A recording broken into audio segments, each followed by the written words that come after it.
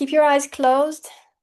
I will read you the affirmation for this month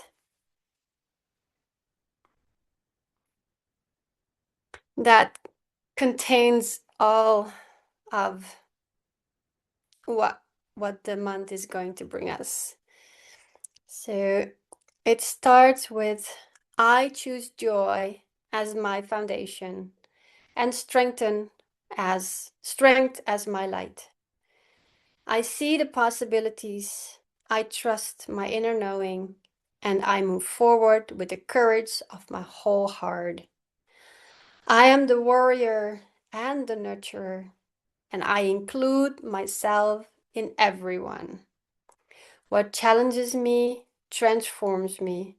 What I complete frees me. I'm infinite. I'm aligned. I am enough.